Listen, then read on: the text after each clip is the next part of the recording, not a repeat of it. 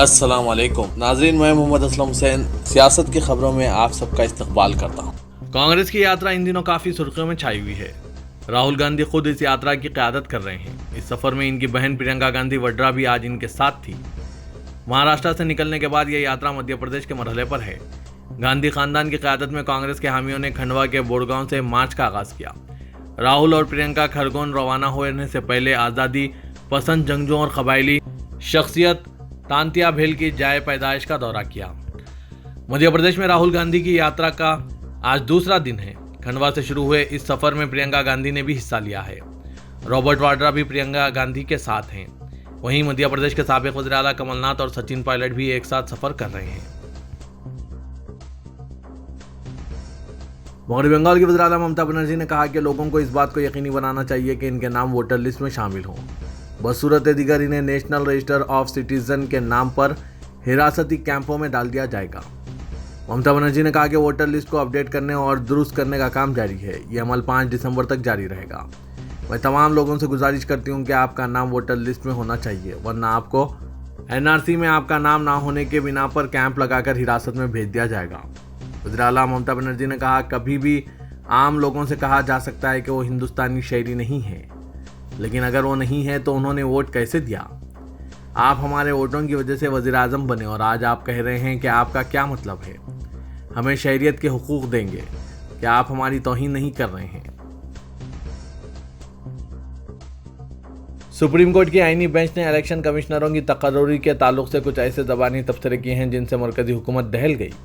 Bench ने election कमिश्नरों की तकर्रुरी के प्रोसेस और इनकी तकर्रुरी के लिए सुप्रीम कोर्ट को कैलाजिम जैसे सिस्टम की ज़रूरत के तहत दाखिल की गई पिटीशनों पर सुनवाई करते हुए ज़बानी तौर पर कहा कि मुल्क को एक ऐसे चीफ इलेक्शन कमिश्नर की ज़रूरत है जो वज़ीर आज़म के खिलाफ भी कार्रवाई कर सके और इस मामले में बिल्कुल ना हिचकिचाए। अदालत ने मरकजी हुकूमत से गुज़श्ता हफ्ते मुकर्रर किए गए इलेक्शन कमिश्नर के इंतखाब के तरीक़ेकार की वजाहत करने को भी कहा, बल्कि कोर्ट ने मरकजी हुकूमत से वो फाइल भी तलब कर ली जिसके तहत मरकजी हुकूमत ने अरुण गोयल को चंद रोज़ कबल ही इलेक्शन कमिश्नर मुकर्रर किया है। वाज़रे के इस ताल्लुक से अर्जी गुजारों में से एक के वकील प्रशांत भूषण ने बेंच को बताया कि किस तरह अरुण गोयल को इलेक्शन कमिश्नर मुकर्रर किया गया है।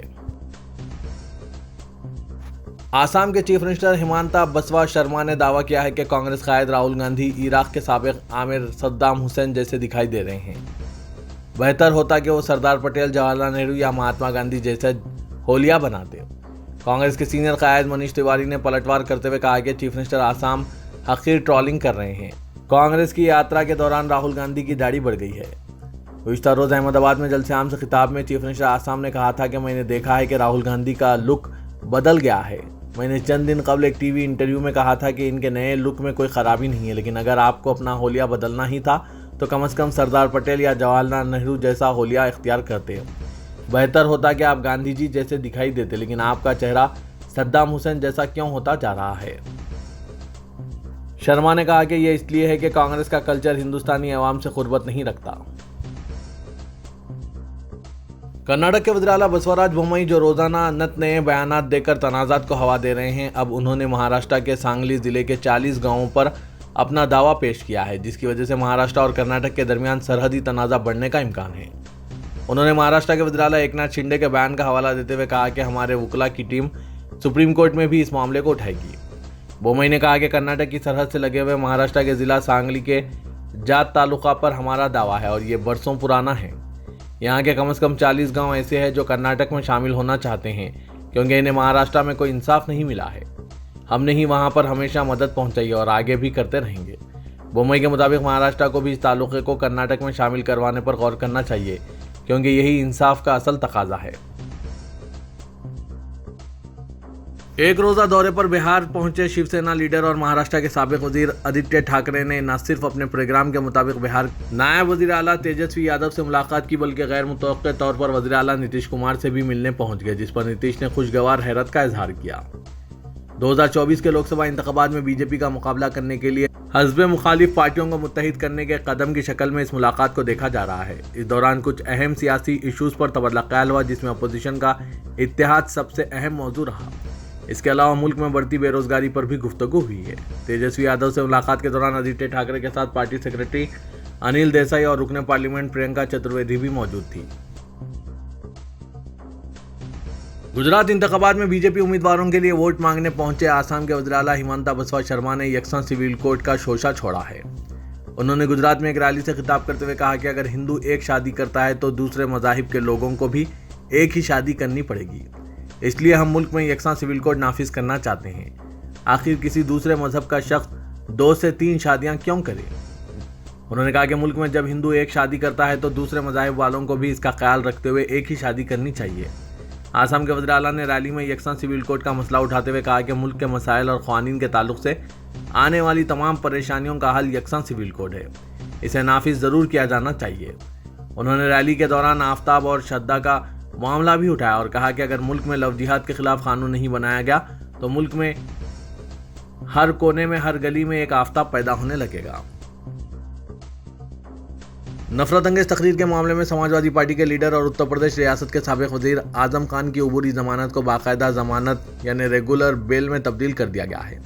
वज़ीर के MP MLA कोर्ट से इन्हें इस केस में 3 साल की सज़ा और 6,000 रुपये के जुर्माने की सज़ा सुनाई गई है, लेकिन उस वक्त आजम खान अबूरी जमानत पर हैं। इसी अबूरी जमानत को अदालत ने बाकायदा जमानत में तब्दील कर दिया है। अदालत ने बाकायदा जमानत का हुक्म देते हुए आजम खान को 2 जमानतें और इतनी ही रकम का मुचल्लका जमा करने का हुक्म जारी किया। बेंगलुरु की अदालत ने आज एक दरख्वास्त गुजार की इस दरख्वास्त को कबूल करते हुए किताब टीपू नजाकाना सोगालो से फिरकाराना कशीदगी का अंदेशा है किताब पर आर्जी रोक लगा दी है। अदालत ने कंटर जबान की जिस किताब की इशात और फरोख्त को आर्जी तौर पर रोका है वो मैसूर के हुक्मरान टीपू सुल्तान पर लिखी गई है, लेकिन इसमें मुबैना तौर पर आम मुसलमानों के खिलाफ भी नाशाइस्ता जबान का इस्तेमाल किया गया है। बार एंड बेंच की एक रिपोर्ट के मुताबिक additional city civil and session जज JR मेंडोंसा ने ये अबूरी फैसला बेंगलुरु वक्फ बोर्ड कमेटी के साबिक सदर रफ़ीउल्लाह BS की दरख्वास्त पर सुनाया। रफ़ीउल्लाह ने अपनी दरख्वास्त में यह दावा किया था कि यह किताब में तारीख को मस्ख करके पेश किया जा रहा है, जिससे मुसलमानों के जज्बात को ठेस पहुंच सकती है। उत्तराखंड में वक्फ बोर्ड के तहत चल रहे मदरसों में अगले तालीमी सेशन से NCERT का निसाब और ड्रेस कोड नाफिज कर दिया जाएगा। ज़राए के मुताबिक वक्फ बोर्ड के चेयरमैन शादाब शम्स ने कहा कि इब्तदाई तौर पर 7 मदरसों को जदीद स्कूलों के तर्ज पर चलाया जाएगा, इसलिए इन मदरसों में दीगर मज़ाहिब के बच्चे भी तालीम हासिल कर सकेंगे। वक्फ बोर्ड के चेयरमैन ने कहा कि बोर्ड के दायरेकार में आने वाले तमाम 103 मदरसों में ड्रेस कोड और NCERT का निसाब नाफिज करने जा रहे हैं। पहले मरहले में देहरादून, उधम सिंह नगर और हरिद्वार से 2 मदरसों और ज़िले नैनीताल के एक मदरसे को जदीद स्कूलों की तर्ज पर चलाने के लिए मुंतखब किया गया है। इसके बाद यह निज़ाम दीगर मदरसों में भी नाफिज किया जाएगा। कतर ने हिंदुस्तानी इस्लामी मुबल्लिग और मलेशिया में मुकीम जाकिर नायक को फुटबॉल आलमी कप के लिए मदऊ किए जाने की खबरों पर वजाहत पेश की है। कतर ने सिफारती ज़राए से हिंदुस्तान को मुतला किया कि जाकिर नायक को 20 नवंबर 2022 को दोहा में हुए FIFA वर्ल्ड कप की इफ्तिताई तकरीब में शिरकत के लिए कोई सरकारी दावत नहीं दी गई थी। इसके साथ बयान में कहा गया है कि दूसरे ममालिक ने जानबूझकर ये गलत मालूमात फैलाई ताकि हिंदुस्तान और कतर के बाहमी ताल्लुकात ख़राब हों। कतर की जानिब से यह रद्दअमल हिंदुस्तान के एतराज़ के बाद सामने आया है। मोदी हुकूमत ने कतर से वाज़ेह तौर पर कहा था कि अगर जाकिर नायक को FIFA वर्ल्ड कप की शानदार इफ्तिताई तकरीब में दी VIP बॉक्स से फुटबॉल देखने के लिए बाज़ाब्ता तौर पर मदऊ किया गया था तो हिंदुस्तान नायब सदर जगदीप धनखड़ का दौरा मनसूख करने पर मजबूर हो जाएंगे।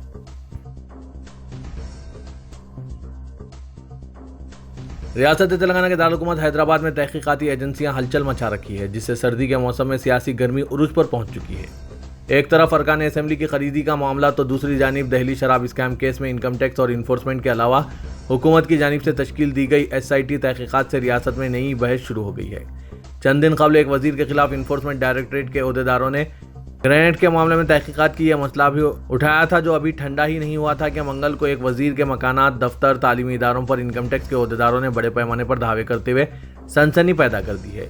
इसके अलावा ED के अहदेदारों ने एक और वजीर के अरकान खानदान और PA को तलब करके कैसीनो जुआ खेलने के मामले में तफ्तीश की है। TRS के ज़राए इस तरह के दावे मजीद कायदीन के खिलाफ होने के अंदेशे जाहिर कर रहे हैं। शहर हैदराबाद में आधार अपडेट के अमल में अवाम को कई मसाइल का सामना करना पड़ रहा है। Unique identification authority of India के खुसूसी तरबियत याफ्ता अमले की किल्लत से पोस्ट ऑफिसों की खिदमत में रुकावटें पैदा हो रही है। शहर के हुदूद में वाक़ सब पोस्ट ऑफिसों में माजी में कायम करदा मराकिज़ को बतदरीज ख़त्म किया जा रहा है। पोस्टल खिदमत को ज़्यादा से ज़्यादा आवाम तक पहुँचाने के इरादे से चंद साल कबल वहाँ आधार मराकिज़ कायम किए गए थे। अगरचे कि आधार का इंदराज और अपडेट करने का अमल चंद माह से आसानी से चल रहा था, तमाम हालिया दिनों में इसमें रुकावटें पैदा हो रही है। मरकजी हुकूमत के IT डिपार्टमेंट ने एक गजट नोटिफिकेशन जारी करते हुए 10 साल कबल हासिल करदा आधार कार्ड को अपडेट करने, घर के पता, टेलीफोन नंबर, तारीख पैदाइश और दूसरी तफसीलात अपडेट करने की हिदायत दी है। जिसके बाद शहर हैदराबाद में रहने वाले अवाम आधार अपडेट के लिए करीबी पोस्ट ऑफिस के मरकज का दौरा कर रहे हैं, लेकिन इन्हें मायूसी का सामना करना पड़ रहा है। शहर हैदराबाद में 122 मुकामात पर आधार मराकिज कायम किए गए थे, जिनमें जनरल पोस्ट ऑफिस एबिट्स के साथ साथ हेड और सब पोस्ट ऑफिस भी शामिल हैं। वजीर लेबर व रोजगार मल्ला रेड्डी ने इल्जाम आयद किया है कि इनकी फर्म्स और मकानात पर महकमा इनकम टैक्स के अहदेदारों के दावों के दौरान इनके साथ आए हुए CRPF के मुलाजिम ने इनके बेटे को तदकोप किया, जिसकी वजह से इसे दवाखाने में शरीक करवाना पड़ा। मल्ला रेड्डी के बड़े फर्जंद महिंदर रेड्डी ने सीने में दर्द की शिकायत की, जिन्हें फौरी तौर पर इलाज के लिए नारायणा मल्टी स्पेशलिटी हॉस्पिटल मुंतकिल किया गया। वजीर लेबर, जिन्होंने हॉस्पिटल में अपने बेटे की इयादत की, मीडिया के नुमाइंदों से बात करते हुए कहा कि मरकज़ की BJP हुकूमत इनसे सियासी इंतकाम निकालने के लिए महकमा इनकम टैक्स के दावे करवा रही है। वजीर लेबर ने मरकजी हुकूमत पर इल्जाम आयद किया कि इसने इन्हें और इनके इदारों को निशाना बनाने के लिए साजिश रची है। शहर हैदराबाद में 9 तामीरशुदा सेवरेज ट्रीटमेंट प्लांट्स के जरिए निकलने वाली बदबू को रोकने के लिए वाटर बोर्ड मसाई कर रहा है। इस मकसद के लिए दस्तयाब असरी टेक्नोलॉजी का इस्तेमाल किया जा रहा है और मुल्क के मुख्तलिफ इदारों की जानिब से तैयार करदा टेक्नोलॉजीज का तज्जिया किया जा रहा है। वाटर बोर्ड 3,800 करोड़ रुपए से शहर को 100% सेवरेज से पाक बनाने के लिए तेज तर काम कर रहा है। बोर्ड रोजाना 1257 मिलियन लीटर सेवरेज के ट्रीटमेंट के लिए 31 सेवरेज ट्रीटमेंट मराकिज तामीर कर रहा है। इनमें से तकरीबन इंसानी आबादियों के करीब है। वजीर बल्दी नजवनस KT रामाराव ने बोर्ड को हिदायत दी है कि वो इस बात को यकीनी बनाए कि इन प्लांट से किसी भी किस्म की बो ना आए। वजीर मौसफ की हिदायत पर इन प्लांट से पैदा हो रही बदबू को कम करने टेक्नोलॉजी का बोर्ड तज्जिया कर रहा है। रुकन कौंसल TRS के कविता ने तहकीकाती एजेंसियों के जरिए TRS कायदीन को हरासा करने का मरकज़ की BJP हुकूमत पर इल्ज़ाम आयद किया। जिला कामारेड्डी के हल्के असेंबली यल्ला रेड्डी के नागी पेट में पार्टी कारकुनों को मुखातिब करते हुए कविता ने कहा कि मरकजी हुकूमत TRS के वुज़रा, अरकान असेंबली और कायदीन को गुज़िश्ता 1 माह से इन्फोर्समेंट डायरेक्टरेट और इनकम टैक्स के धावों के जरिए निशाना बना रही है। उन्होंने कहा कि अवामी मकबूलियत रखने वाले वुज़रा और अरकान पार्लियामेंट को BJP की जानिब से निशाना बनाया जा रहा है। रुकन कौंसल TRS ने कहा कि अरकान असेंबली को खरीदने की कोशिशों में नाकामी के बाद BJP की वाहिद पॉलिसी राम राम जपना पराया लैंड अपना बन गई है। उन्होंने इल्ज़ाम आयद किया कि मरकजी एजेंसियों के जरिए अपोजिशन जमातों के कायदीन को हरासा किया जा रहा है। कमिश्नर पुलिस हैदराबाद CV आनंद ने हालिया दिनों के दौरान बाज़ एजेंसियों के जिम्मेदारों और सिक्योरिटी गार्ड्स की गिरफ्तारी के बाद बंदूकों के फर्जी लाइसेंस की तैयारी और फरोख्त के मामले के मंजर-ए-आम पर आने के बाद खानगी सिक्योरिटी एजेंसियों के साथ एक इजलास मुनक़िद किया, जिसमें शहर से ताल्लुक़ रखने वाली 103 सिक्योरिटी एजेंसियों ने हिस्सा लिया। CV आनंद ने इस पर जोर दिया कि वो सारिफिन बिलखुसूस बैंक और दीगर मालियाती इदारों के जिम्मेदारों को क़ायल करवाएं कि बंदूकों के लाइसेंस के लिए दरख्वास्तें दाखिल करें, जिसके जरिए सिक्योरिटी सर्विसेज के लिए तैनात सिक्योरिटी गार्ड्स को बंदूकों को अपने साथ रखने की इजाज़त रहेगी। उन्होंने कहा कि कानून के मुताबिक सिक्योरिटी एजेंसियां बंदूकों के लाइसेंस नहीं रख सकती। इन्हें गैर कानूनी तरीक़ेकार इख्तियार करते हुए जॉब माफिया तैयार नहीं करना चाहिए। उन्होंने कहा कि intelligence security wing registration authority है और मुकामी पुलिस को इनके साथ तालमेल करना चाहिए ताकि तमाम तरह की तफसीलात हासिल हो सकें और फील्ड पर इसकी तस्दीक की जा सके।